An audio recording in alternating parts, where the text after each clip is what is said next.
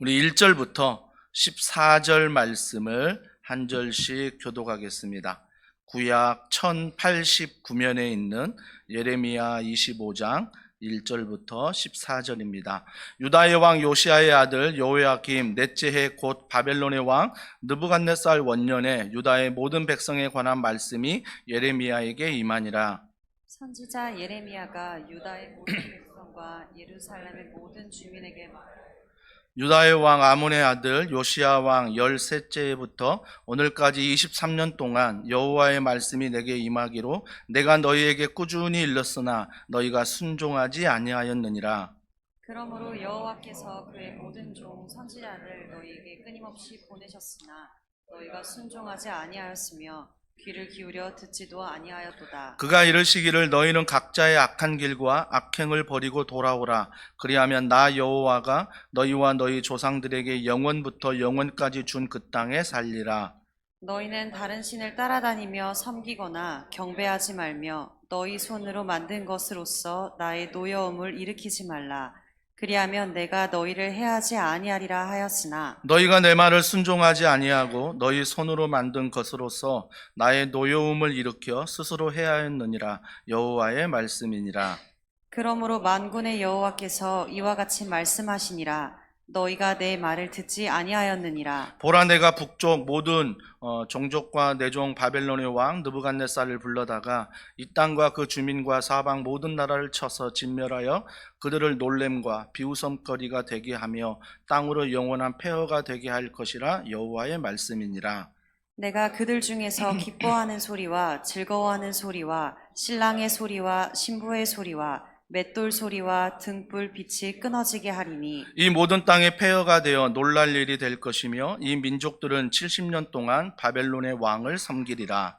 여호와의 말씀이니라. 70년이 끝나면 내가 바벨론의 왕과 그의 나라와 갈대아인의 땅을 그 죄악으로 말미암아 벌하여 영원히 폐허가 되게 하되 내가 그 땅을 향하여 선언한 바 곧 예레미야가 모든 민족을 향하여 예언하고 이 책에 기록한 나의 모든 말을 그 땅에 임하게 하리라.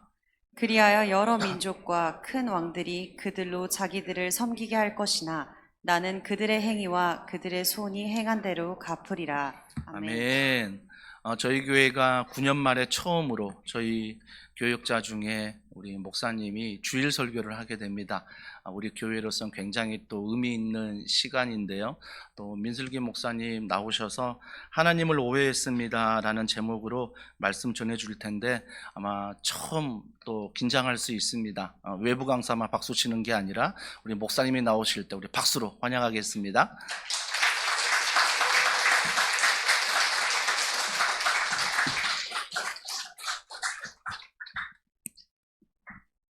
할렐루야. 네. 우리 교회가 발전했습니다.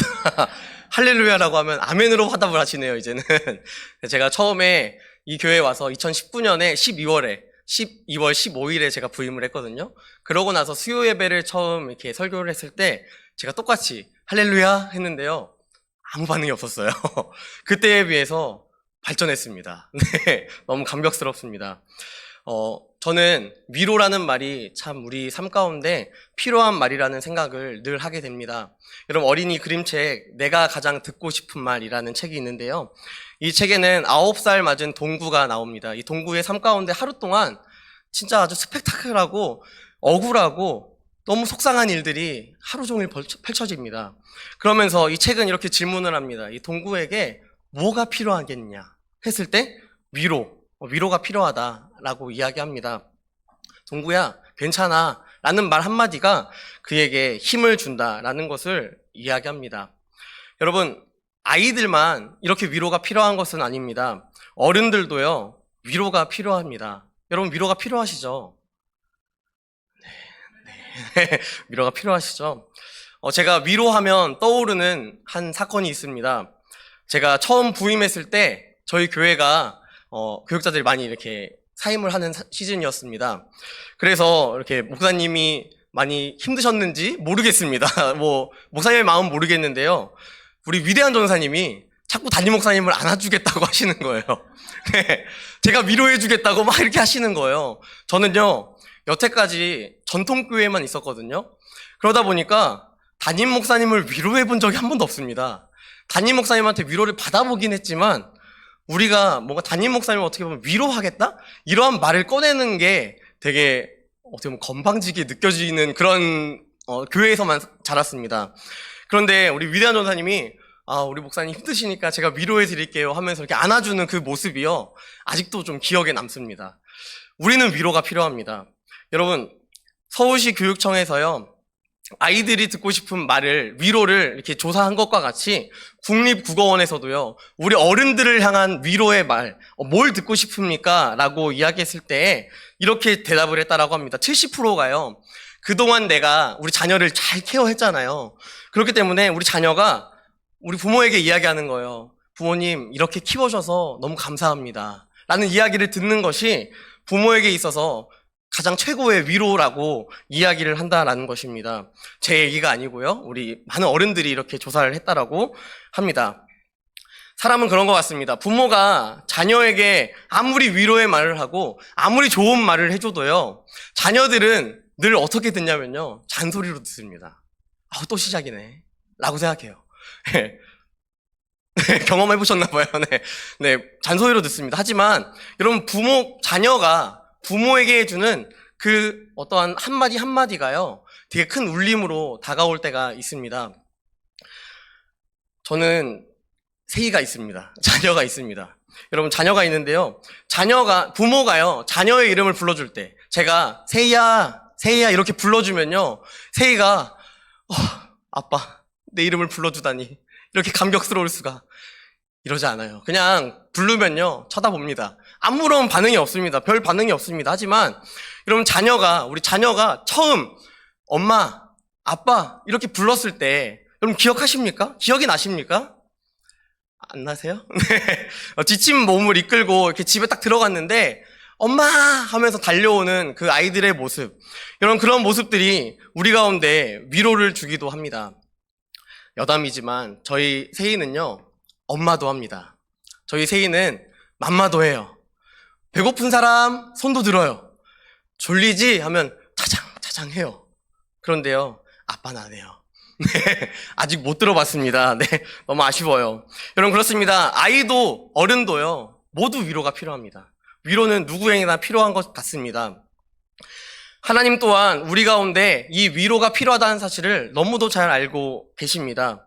왜냐하면 우리는 하나님의 형상을 닮은 사람이기 때문입니다. 하나님의 형상을 닮았다는 것을 통하여서 하나님 우리를 너무도 잘 아시고 그렇기 때문에 우리를 위로하십니다. 이사야 40장 1절 말씀에 이렇게 나와 있습니다. 너희의 하나님이 이르시되 너희는 위로하라, 내 백성을 위로하라. 상반기에 각 가정 신방을 했습니다. 저는 3지역이기 때문에 이 3지역 성도들을 각 가정에 가서 신방을 했습니다. 신방을 하면서 제 마음 가운데 가장 많이 묵상했던 말씀이 이 말씀입니다. 이사야 40장의 말씀.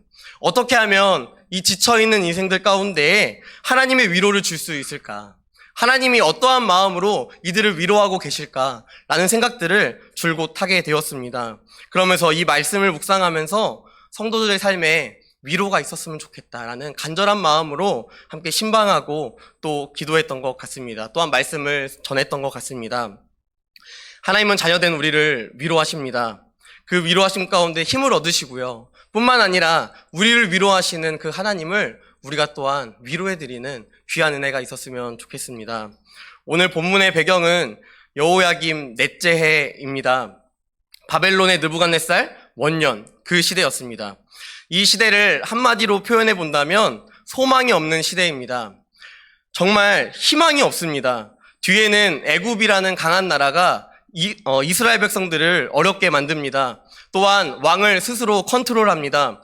이 여호야김 앞에 여호아하스라는 왕이 있었는데요. 이 여호아하스는 몇 달 만에 애굽 바로 왕에 의하여서 폐위당합니다. 그 이후에 애굽의 바로를 통하여서 여호야김이 왕이 되었습니다. 여호야김이 왕이 되었지만 이 이스라엘 백성들은요, 계속해서 애굽에게 금도 바쳐야 했고 은도 바쳐야 했고 사람도 바쳐야 했고 기술력도 바쳐야 했습니다. 애굽만 있으면 조금은 위로가 될 것 같습니다. 앞에는 신흥 강국 바벨론이 있습니다. 바벨론의 왕 느부갓네살 원년이라고 이야기하면서 이 느부갓네살 왕이 등장했음을 보여줍니다. 이 느부갓네살 왕 때 바벨론은 아주 강하게 성장했습니다. 그리고 애굽 땅까지도 침범할 정도로 이 바벨론은 강했습니다. 그러니까 앞으로도 치이고 뒤로도 치이는 그러한 남유다의 상황을 경험하고 있다라는 것이죠.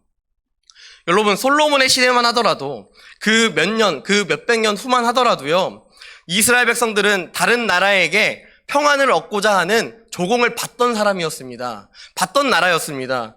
그런데 어느 순간 여호야김의 시대가 되다 보니 남유다의 멸망을 앞두고 있는 이 시대 가운데에 그들은 평화를 얻기 위하여서 애굽에게 또 바벨론에게 계속해서 조공을 바치며 평화를 사고 있습니다.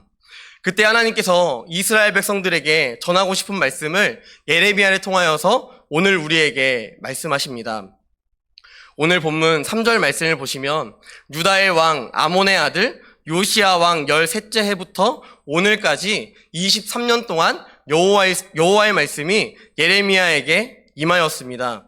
예레미야는 꾸준히 이 이스라엘 백성들에게 계속해서 선포했습니다. 여호와께 돌아오라 이야기했습니다. 여러분, 3절 말씀에 나오는 요시야, 이 요시야라는 인물을 그래도 잘 아실 것입니다. 요시야의 아버지 아몬, 또 할아버지 므낫세, 이 두 왕의 공통점이라고 본다면 그들은 정말 말도 안 되는 하나님 앞에서 극악무도한 그러한 왕들이었습니다. 특별히 므낫세는 남유다 왕 중에서 가장 손에 꼽히는 악한 왕이라고 볼 수 있습니다. 그런 가정에서 태어난 아이, 이 요시야가요, 8살에 왕이 됩니다.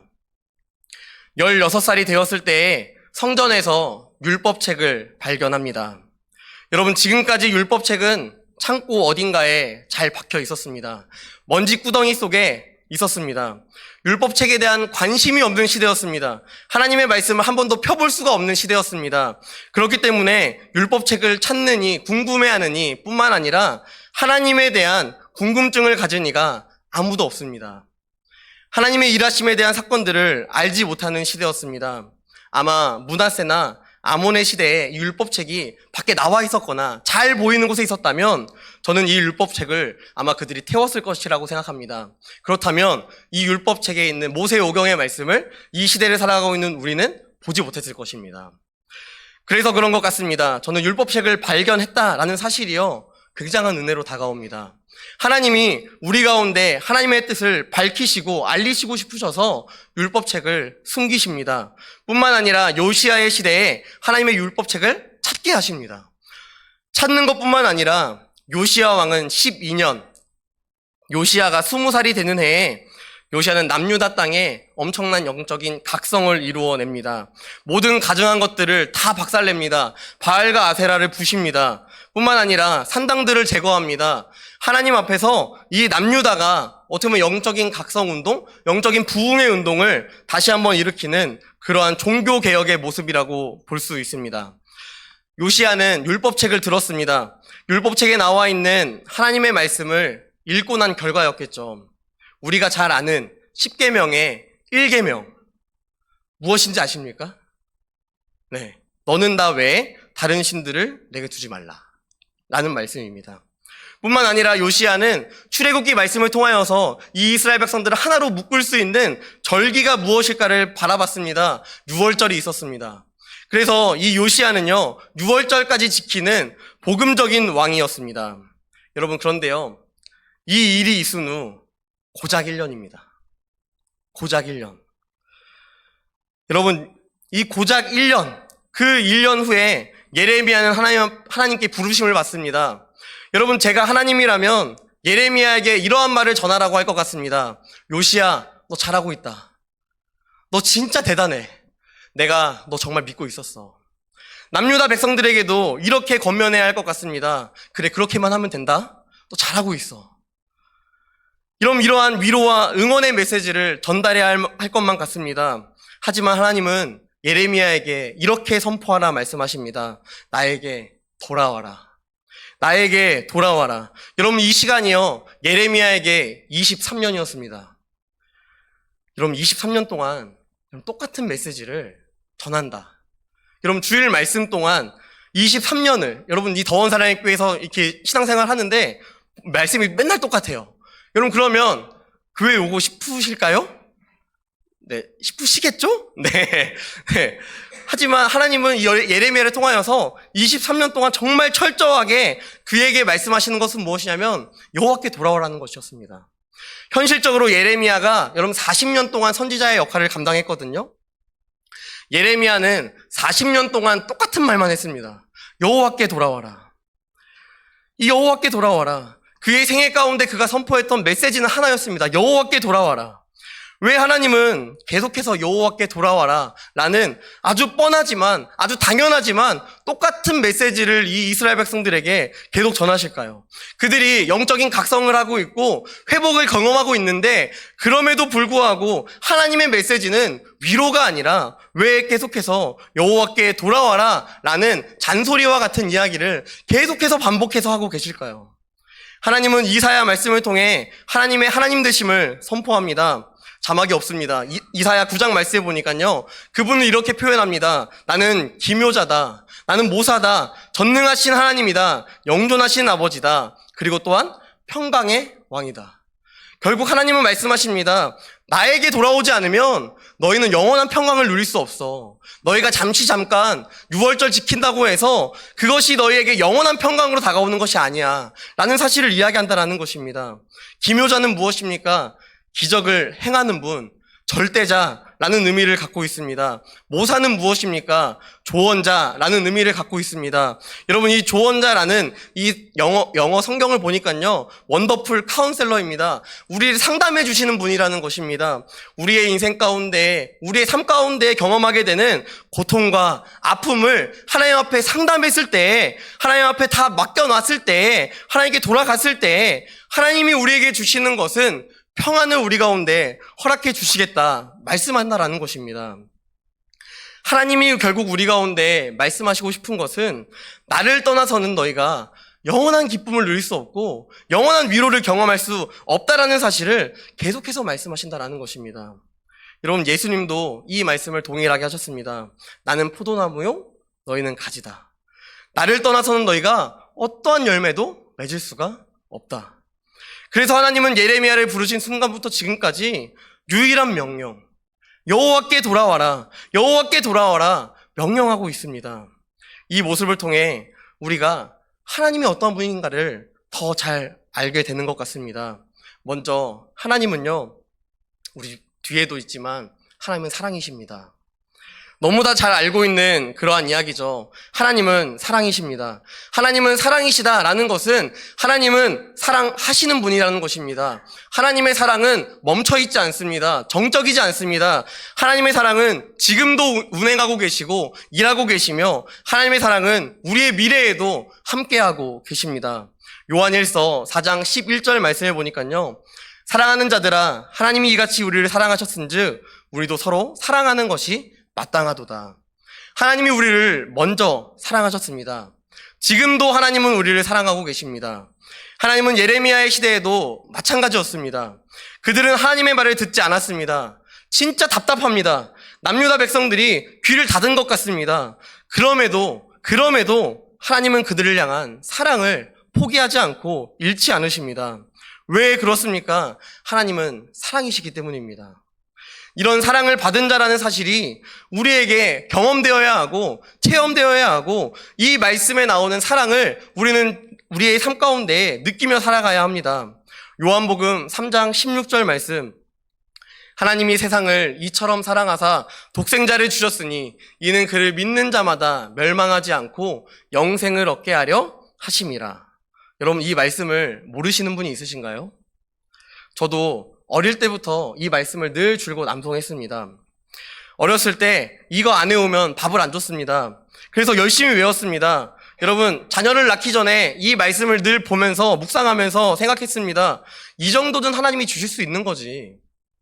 저는 자녀였기 때문에 받는 게 너무 당연했습니다. 부모가 나에게 어떠한 것을 제공해 주는 것이 너무도 마땅했습니다. 당연하게 여겼습니다. 그래서 하나님의 사랑도 늘 그렇게 생각했습니다. 하나님이 나를 사랑하신다면 자기 아들 주는 거 그 정도는 해줄 수 있는 거 아닌가? 라는 생각을 늘 했습니다. 여러분, 하지만 자녀를 낳고 나서 이 말씀을 묵상해 보니까요, 이 말씀은 정말 말도 안 되는 말씀입니다. 이 세상을 위하여서, 이 죄악뿐인 세상을 위하여서, 또한 죄 많은 나를 위하여서 자기의 하나뿐인 아들을 주신다는 사실은 비이성적입니다. 납득이 되지 않습니다. 이해가 되지 않는 이야기입니다. 왜 그분의 아들을 주십니까? 나같이 이렇게 더러운 존재를 위하여서 그분은 왜 그렇게 하십니까? 그럼에도 하나님은 그 사실 앞에 열정을 놓치지 않으시고 우리를 사랑하십니다. 하나님의 사랑은 보다 적극적입니다. 23년이라는 시간, 이스라엘 백성들이 하나님의 말씀을 궁금해하지 않았습니다. 하나님의 사랑에 관하여서 동일하게 전혀 궁금해하지 않았습니다. 그래서 하나님의 뜻을 전하는 이 예레미야를 구덩이에 빠뜨립니다. 긴장이 되니까 말이 빨라집니다. 더 이상 하나님의 말을 듣고 싶지 않았습니다. 그래서 자신들에게 자꾸만 해답을 두고 살아가게끔 만드는 그 예레미야를 구덩이에 가뒀습니다. 예레미야를 또한 옥에 가둡니다. 그러면서 이렇게 이야기합니다. 다신 말하지 마. 다신 우리한테 하나님께 돌아오라고 이야기하지 마. 그럼에도 예레미야의 외침은 한결같습니다. 하나님도 잔인합니다. 23년 했으면 너 그래 은퇴해라 좀.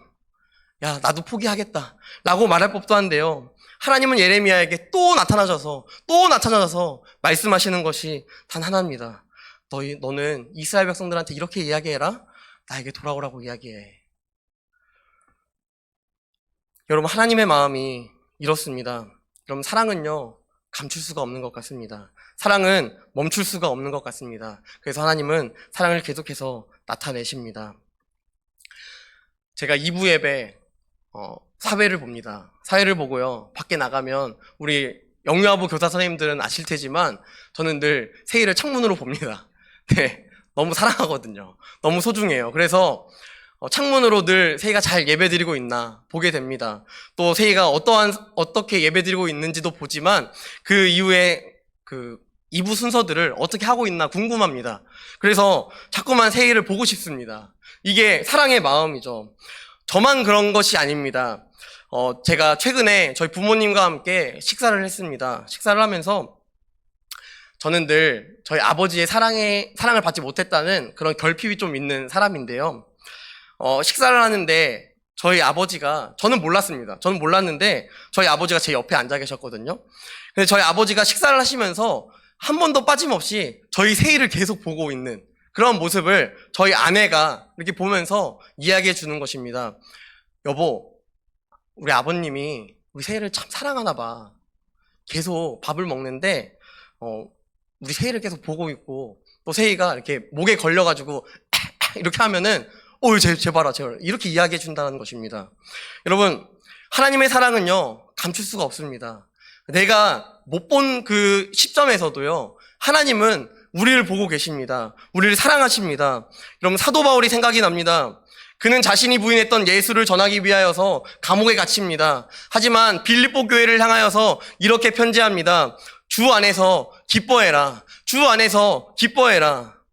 여러분, 감옥에 갇혔습니다. 그것도 예수 전하다가. 그렇다면 빌립보를 향하여서 편지할 때 저는 이렇게 편지할 것 같습니다. 예수를 전하다가 감옥에 안 갇히는 방법. 챕터 1. 이렇게 하면 안 갇혀. 이런 이야기들을 좀 해줄 것 같습니다. 여러분, 하지만 이 사도 바울이 주 예수 그리스도를 전하다가 갇혔음에도 불구하고 이 빌립보 교회를 향하여서 선포하는 것이 무엇이냐면 주 안에서 기뻐하라는 것입니다. 자신은 기뻐할 수 있는 상황이 아무것도 없음에도 불구하고 주 안에서 기뻐해라. 여러분, 왜 그렇습니까? 하나님의 사랑을 경험한 자는 기뻐할 수밖에 없습니다. 하나님의 사랑을 경험한 자는 위로를 얻습니다. 하나님의 사랑을 경험한 자는, 하나님께 돌아온 자는 하나님의 사랑을 증명할 수밖에 없다라는 것입니다. 그래서 예레미야는 계속해서 선포합니다. 여호와께 돌아와라. 여호와께 돌아와라. 23년이라 할지라도 40년이라 할지라도 하나님이 그것을 원하신다면, 내가 사랑하는 그분이 그것을 원하신다면 미친 사람인 것 같지만 그것을 전한다라는 것입니다. 여러분, 두 번째, 하나님의 모습은요 오래 참으십니다. 여러분, 오늘도 하나님은 우리를 위하여서 참고 계십니다. 4절 말씀을 읽어보니까 그분이 얼마나 참으셨는지를 다시 한번 보게 됩니다. 여호와께서 그의 모든 종 선지자를 너에게 끊임없이 보냈다. 끊임없이 보냈다. 나는 한 번도 쉬지 않았어. 너희가 돌아오라고 나는 끊임없이 너희에게 나의 종들을 보냈다. 예레미야의 시대와 비슷한 시대를 살았던 이사야가 그랬습니다. 다니엘이 그랬습니다. 에스겔과 같은 이 선지자들이 계속해서 하나님께 돌아올 것을 이야기했습니다. 뿐만 아니라 이름 없이 빛도 없이 순종하며 살아갔던 많은 하나님을 사랑했던 자들이 있었습니다. 그들은 계속해서 이스라엘 백성들에게 선포했습니다. 여호와께 돌아와라. 여러분, 이 시대뿐만 아니라 하나님은 에녹의 시대에도, 노아의 시대에도, 모든 족장의 시대에도, 모세와 여호수아의 시대에도, 사사의 시대에도, 엘리야와 엘리사의 시대에도 어느 순간에도 빠짐없이 하나님은 우리 가운데 선포하셨습니다. 여호와께 돌아와라.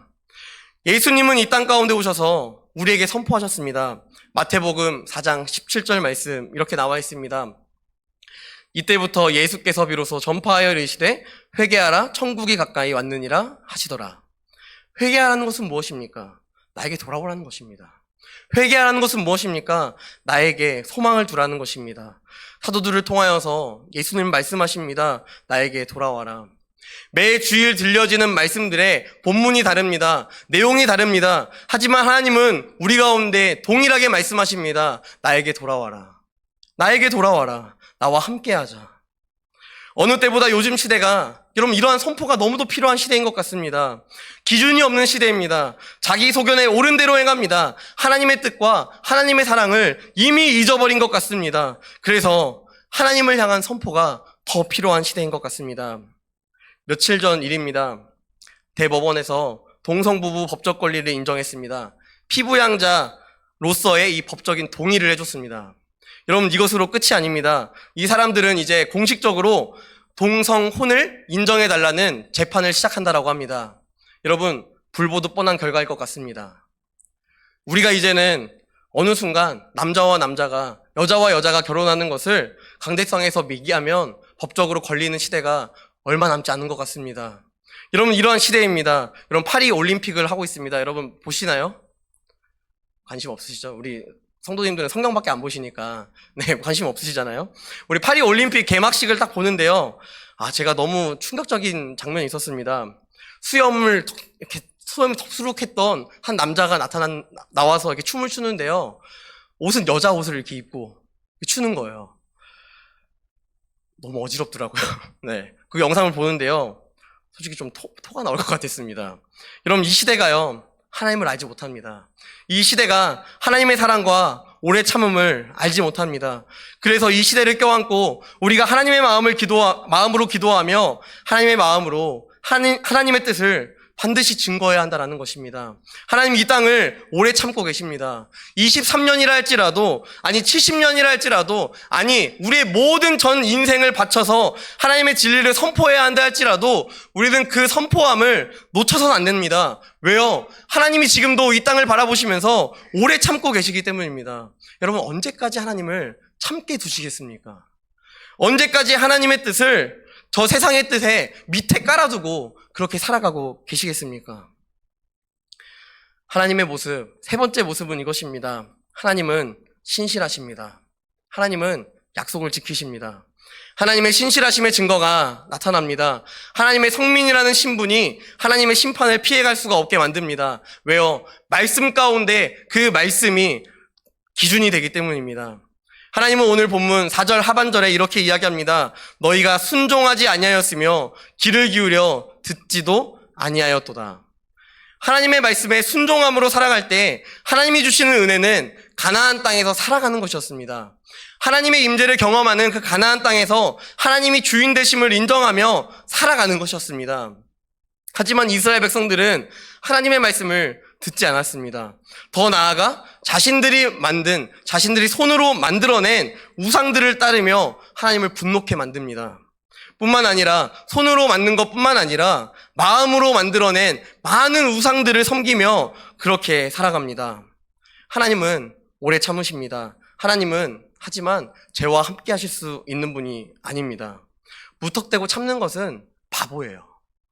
여러분, 자녀가 잘못된 길로 갈 때는요, 혼낼 때가 있습니다. 마음은 아프죠. 하지만 더 잘 되라고 말하는 것입니다. 체벌하는 것도 마찬가지입니다. 성경은 이렇게 이야기합니다. 종은 말로만 하면 고치지 아니하나니 이는 그가 알고도 따르지 아니함이니라. 많은 사람들이요, 하나님의 뜻을 많이 선포되어 있고 많이 알고 있습니다. 하지만 그들이 알고도 따르려 하지 않습니다. 하나님의 뜻을 알고도 그 뜻 가운데 살아가려 하지 않습니다. 사무엘상에 있는 엘리의 사건이 떠오릅니다. 엘리의 집에 내려진 심판의 내용이 이렇습니다. 사무엘상 3장 13절 말씀, 제가 짧게 앞에만 읽겠습니다. 내가 그의 집을 영원토록 심판하겠다고 그에게 말한 것은 그가 아는 죄악 때문이라. 그가 아는 죄악 때문이라. 우리가 심판을 받는 이유는 우리가 모르기 때문이 아닙니다. 우리가 아는 것임에도 불구하고 그것을 늘 행하고 있기 때문입니다. 딱 이스라엘 백성들의 모습 아닐까요? 하나님이 싫어한다라는 것을 요시야의 영적인 각성을 통해서 들었습니다. 이미 알고 있습니다. 하지만 예레미야의 외침만으로 전혀 고쳐지질 않습니다. 그래서 하나님은 그들과의 약속을 기억하시고 바벨론에 의해 그들을 멸망시키시겠다 선포하십니다. 하나님은 기다리고 싶었습니다. 하나님은요, 돌아오길 원했습니다. 예레미야 26장 3절에 하나님의 진짜 마음이 등장합니다. 그들이 듣고 혹시 각각 그 악한 길에서 돌아오리라. 그리하면 내가 그들의 악행으로 말미암아 그들에게 재앙을 내리려 하던 뜻을 돌이키리라. 하나님은 돌이키고 싶었습니다. 하나님은 멈추고 싶었습니다. 이스라엘 백성들이 돌아오지 않았습니다. 그렇다고 약속을 바꾸시는 분이 아닙니다. 왜냐하면 그분은 약속을 지키시는 신실하신 분이기 때문입니다. 하나님의 심판의 근거도, 하나님의 지키시고 돌보심의 근거도 모두 약속입니다. 하나님은 약속을 통해 우리에게 일하시는 분이십니다. 그렇게 하나님은 신실하십니다. 변함없으십니다. 예외가 없습니다. 하나님의 신실하심이 인간은 우리에게는 마치 버림받은 것 같이 느껴질 때가 있습니다. 하나님은 예레미야를 통하여서 선포하십니다. 11절 말씀에 이렇게 나와 있습니다. 이 모든 땅이 폐허가 되어 놀랄 일이 될 것이며 이 민족들은 70년 동안 바벨론의 왕을 섬기리라. 하나님의 이 선포가요, 이스라엘 백성들에게는 너무도 당황스럽습니다. 70년의 포로기를 경험한다? 여러분, 이것은 전혀 기뻐할 수 있는 소리가 아닙니다. 즐거워할 수 있는 소리가 아닙니다. 그래서 오늘 말씀에도 나옵니다. 기뻐하는 소리가, 즐거워하는 소리가 이젠 들리지 않을 것이다. 신랑의 소리와 신부의 소리가 없을 것이다. 맷돌의 소리가 없고 등불빛이 끊어지는 정말 희망이라고는 조금도 찾아볼 수 없는 그 상황에 처한다 말씀합니다. 그럼에도 하나님은 다시 한번 약속하십니다. 이스라엘 백성들 70년만 버텨봐. 70년의 포로기가 정말 고통스럽겠지만 그 70년 후에 펼쳐질 너희의 미래를 상상해봐. 기대해봐. 하나님은 그래서 이스라엘 백성들에게 바벨론 포로라는 정말 눈물 지을 수밖에 없는 그러한 상황이지만 그 상황 가운데 약속을 또한 주신다라는 것입니다. 우리는 줄곧 가나안 땅에 살아야, 우리가 행복해야 하나님의 영광을 누린다라고 생각합니다. 하지만 우리는 하나님께서 허락하신 바벨론으로 갈 수도 있습니다. 우리의 인생이 마치 롤러코스터와 같습니다. 올라갈 땐 참 버겁습니다. 하나님과의 이런 친밀한 관계를 맺는 것은 참 수고로움이 필요합니다. 하지만 우리가 나락으로 떨어지는 것은 한순간입니다. 외마디 하는 그 순간에 우리는 어느 순간 바벨론에 가 있습니다. 우리의 육체적인 바벨론이 아니라 우리 영적인 바벨론에 우리가 이미 가 있습니다. 그곳에서 이렇게 이야기합니다. 나는 버림받았어. 하나님이 나를 버리셨어. 여러분, 하지만 하나님의 그 생각은, 우리가 하나님을 그렇게 바라보는 그 생각들은요, 다 오해일 수밖에 없습니다. 하나님은 그곳에서도 철저하게 그분의 사랑을 지키십니다. 하나님은 그곳에서도 하나님의 사랑을 변치 않습니다. 다니엘서 1장 2절 말씀에 주께서 유다왕 여호야김과 하나님의 전 그릇 얼마를 그의 손에 넘기심에 그가 그것을 가지고 신할 땅 자기들의 신전에 가져다가 그 신들의 보물 창고에 두었더라. 하나님께서는 사랑함으로 자진하여 일하십니다. 하나님의 전 그릇을 바벨론 땅으로 가게 하십니다. 하나님의 전 그릇 얼마를 통해 하나님이 바벨론 땅에 이 수많은 포로로 잡혀간 이스라엘 백성들을 위로하시며 선포하십니다. 내가 너희와 함께한다. 내가 너희를 떠나지 않는다. 나는 너희를 사랑한다. 하나님은 수치를 당하십니다. 그 당시 전쟁은요, 다 신들의 전쟁이었습니다. 내 신이 큰지 너희의 신이 큰지 한번 싸워보자. 그러니까 남유다 백성들이 패배했고 남유다 백성들이 종으로 끌려가지만 그 수치와 조롱을 경험하는 것은 남유다 백성들뿐만 아니라 하나님이 함께 수치와 조롱을 받으셨습니다. 그럼에도 하나님은 수치와 조롱으로 나아가십니다. 사랑하면 그런 것입니다. 사랑하면 그런 것입니다. 아무리 힘들어도 함께합니다. 기쁘면 함께 기쁨을 누립니다. 우리를 위해 죽으시고 부활하신, 우리를 사랑하시는 예수님이 이러한 삶을 사셨습니다. 예수님은 사람의 몸을 입고 이 땅 가운데 오셨습니다. 이것조차가 수치입니다. 이것조차가 말이 안 됩니다. 그런데 그분이 우리의 죄를 위하여서 십자가에 죽으셨습니다. 예수님은 겟세마네에서 기도합니다. 하나님, 만약 이 잔을 옮기실 수 있다면 이 잔을 옮겨주세요. 하지만 이것이 하나님의 뜻이라면 이 뜻을 내가 감당하겠습니다. 그래서 예수님은 십자가의 수치와 조롱을 받기를 개의치 않으십니다. 그로 인해 우리에 대한 사랑을 확증하셨습니다. 그 사랑으로 우리를 떠나지 않으시겠다 말씀하십니다. 하나님의 사랑, 그 임마누엘을 우리 가운데 선포하십니다. 뿐만 아니라 하나님은 우리가 영적 바벨론에 있다 할지라도 아직도 오래 참고 계십니다. 우리를 향한 참으심을 멈추지 않으십니다. 하나님은 이스라엘 백성들을 향한 오래 참으심을 포기하지 않으십니다. 그래서 바벨론이라는 그 땅에서 예배자라는, 하나님의 백성이라는 그 정체성을 다시 회복시키시기 원하십니다. 바벨론에 있는 것이 하나님 앞에 버림받은 것 같았습니다. 하지만 하나님은 그 땅에서 오래 참으심으로, 70년을 참으심으로 한 사람을 세우고 계신다는 것입니다. 여러분, 지금 당장 돌려보낼 수도 있습니다. 하나님이 그 정도 못하실 분이겠습니까? 그 정도의 힘이 없으시겠습니까? 바벨론 지금도 멸망시킬 수 있는 분입니다. 하지만 하나님은 하나님의 백성들을 준비시키십니다. 오래 참으십니다. 다니엘과 세 친구가 그러한 준비를 했습니다. 느헤미야가, 에스라가 그러한 준비를 했습니다. 뿐만 아니라 이름 모를 수많은 사람들이, 이스라엘 백성들이 그러한 준비를 했습니다. 그래서 이방 땅에서 70년이 되어 다시 가나안 땅으로 돌아갔을 때에 그들은 성벽을 지었고 성전을 짓는, 다시 하나님 앞에 돌아가는 그러한 모습을 보여주었다라는 것입니다. 하나님은 이스라엘 향한 사랑을 포기하지 않으십니다. 이스라엘 백성들이 회복될 수 있도록 오래 참으십니다. 자녀를 키우는 부모에게 있어 필요한 성품 중에 하나는 기다려주는 것입니다. 기다려주는 것. 여러분, 부모는요, 조바심이 날 때가 참 많이 있습니다. 저희 아이가 어린이집을 갑니다. 어린이집을 가는데요, 돌 때쯤에 들었던 이야기인데요, 어린이집 선생님이 이런 이야기를 한다는 거예요. 어머니, 우리 반에 세입 빼고 다 걸어요. 이런 이야기를 듣습니다. 여러분, 뿐만 아니라 요즘에 이번 주에 들은 얘기인데요, 산책을 나가면 저희 세이만 유모차를 끌고 이렇게 나간대요. 다른 애들은 걸어서 가는데. 그래서 제가 의아했습니다. 아니, 저렇게 잘 걷는데 왜 유모차를 끌고 이렇게 가시지? 라고 생각했습니다.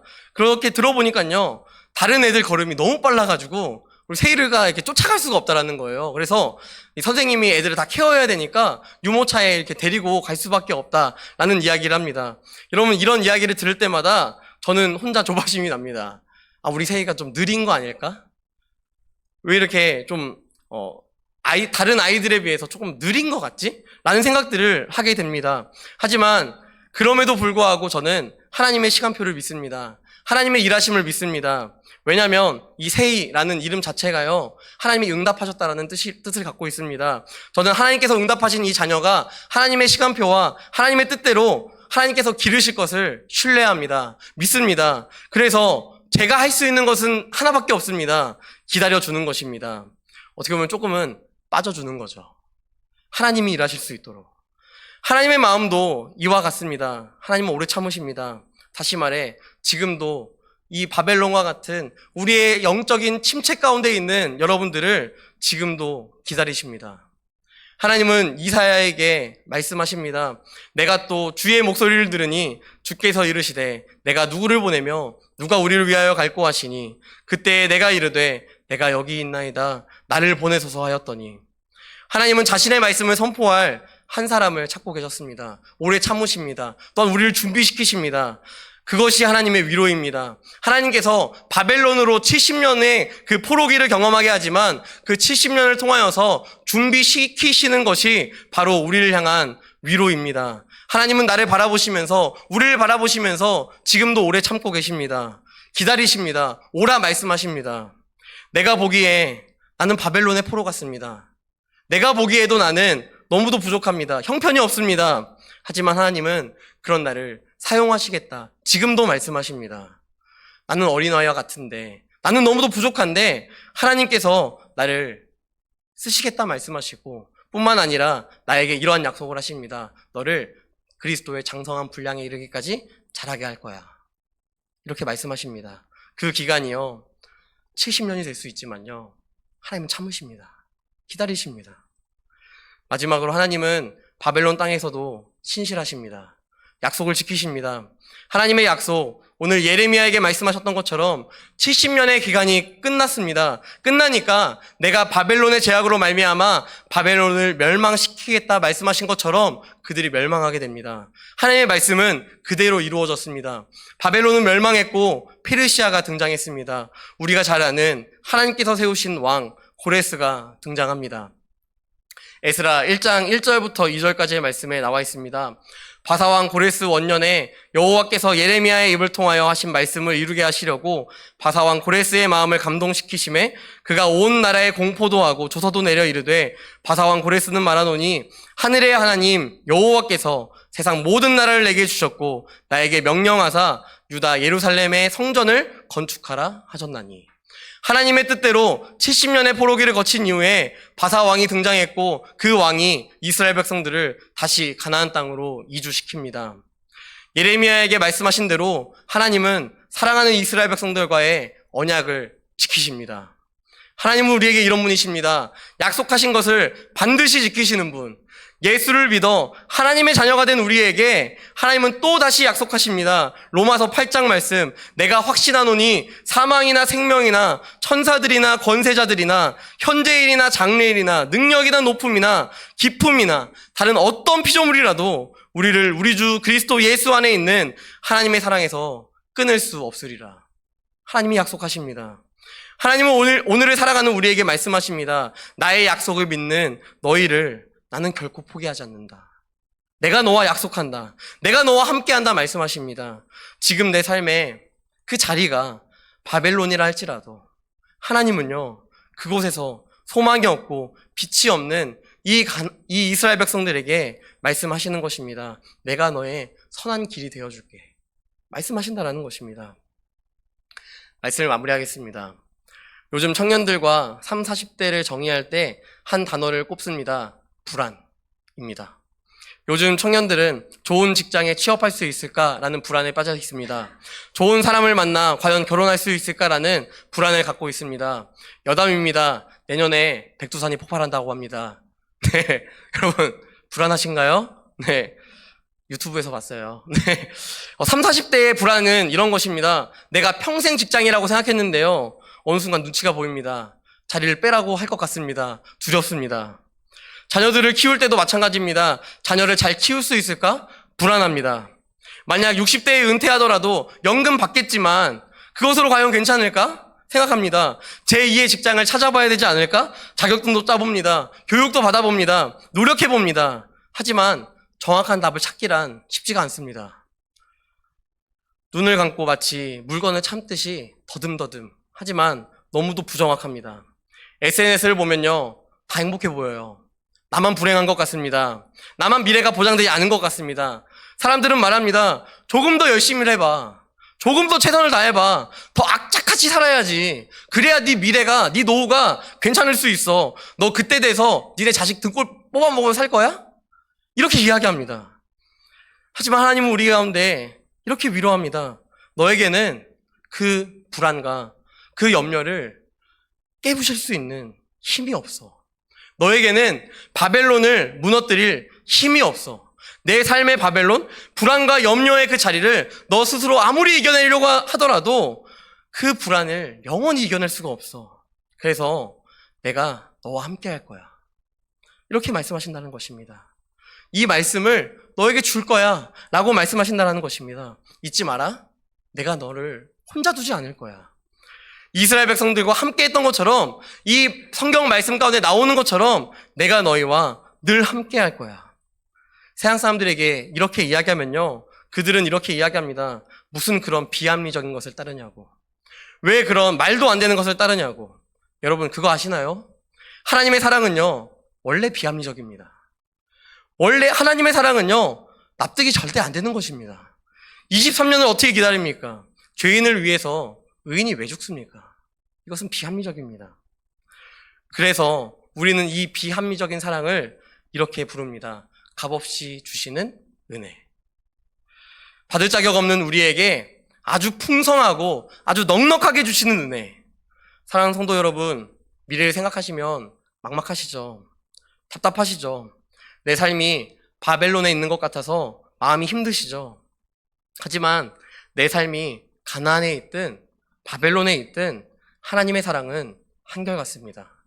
하나님의 말씀은 한결같습니다. 찬송가 438장 내 영혼이 은총 입어 3절에 이렇게 나와 있습니다. 높은 산이 거친 들이 초막이나 궁궐이나 내 주 예수 모신 곳이 그 어디나 하늘나라. 하늘나라.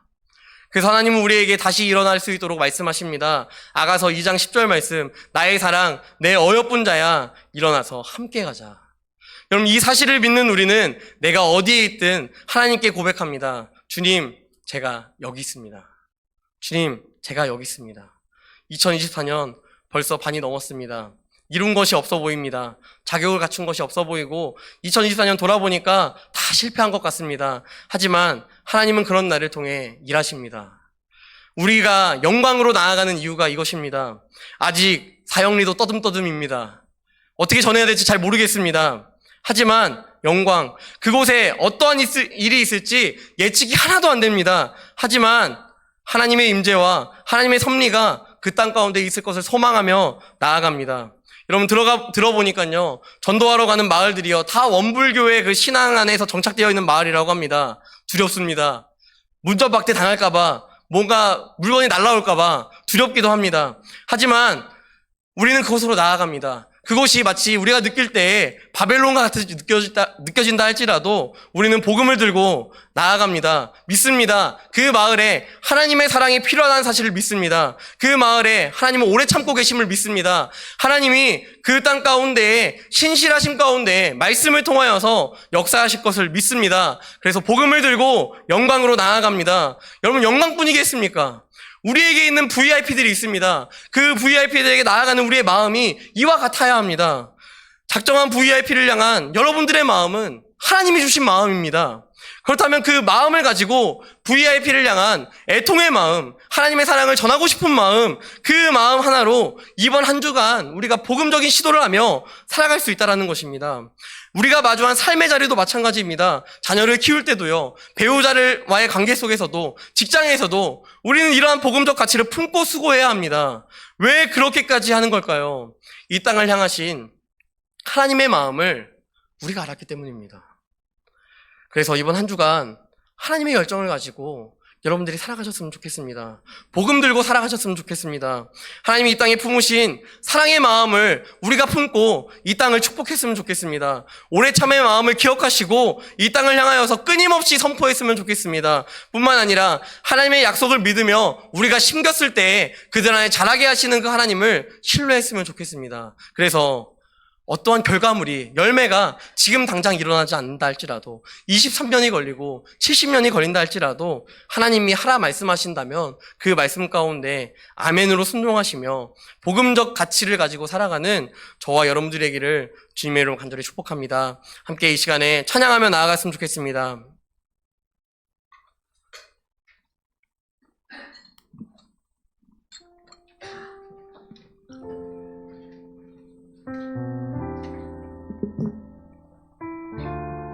시간에 우리 거친 길 위를 걸어갈 때도 라는 찬양을 함께 할 건데요. 이 모습이 마치 우리의 모습과 같습니다. 불안하고 염려가 되지만 그 과정들 속에서 하나님이 우리의 소망이 되시고 우리의 눈물을 씻겨주십니다. 그것을 기억하시며 이 시간 함께 찬양하며 결단하며 나아가도록 하겠습니다. 함께 찬양하겠습니다.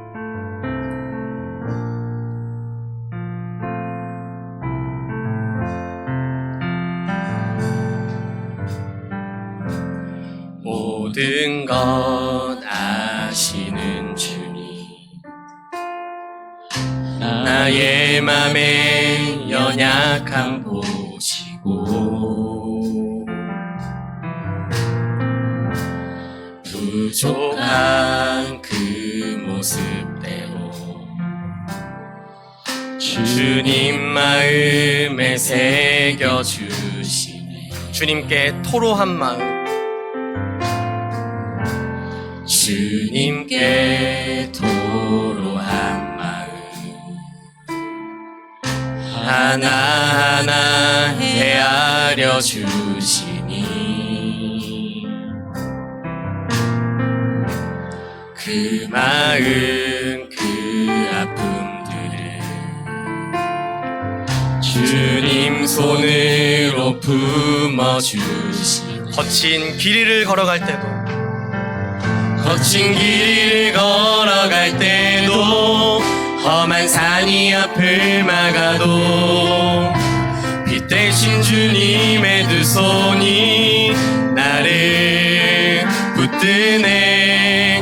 주의 마음이 닿은 내 삶에 저민 슬픔을 씻으시는 주님을 찬양, 주 이름을 찬양. 거친 길이를 걸어갈 때도 거친 길을 걸어갈 때도 험한 산이 앞을 막아도 빛 대신 주님의 두 손이 나를 붙드네. 주의 마음이 닿은 내 삶에 저민 슬픔을 씻으시는 주님을 찬양, 주 이름을 찬양하네. 이 시간에 함께 기도하며 나갔으면 좋겠습니다. 기도할 때 여러분 안에 이 불안한 상황들이 있습니다. 도저히 하나님이라고는 찾아볼 수 없는 그러한 순간들이 있습니다. 그럴 때 얼마나 낙심되십니까? 하지만 하나님은 항상 여러분과 함께 하십니다. 하나님을 오해하지 마십시오. 여러분이 바벨론에 있다 할지라도, 여러분이 가나안 땅에 있다 할지라도, 어느 곳에 있든지 하나님은 여러분과 함께 하시고 여러분을 향한 완전한 계획을 가지고 계십니다. 이 사실을 믿으며 하나님의 계획을 바라보게 하여 주시옵소서. 하나님의 사랑하심을, 하나님의 오래 참으심을, 하나님의 약속하신 것을 지키심을 우리가 기억하며 내가 봐도 비합리적인 이 해답이 나의 인생의 해답이 되게 하시고 복음이 나의 해답이 되게 하시고, 그래서 그 복음 안에 우리가 위로를 얻는 귀한 은혜가 있게 해달라고 이 시간 함께 기도하며 나아갔으면 좋겠습니다. 함께 기도하겠습니다. 전능하신 하나님, 우리 안에 너무도 많은 어려운 인생의 바벨론을 경험합니다.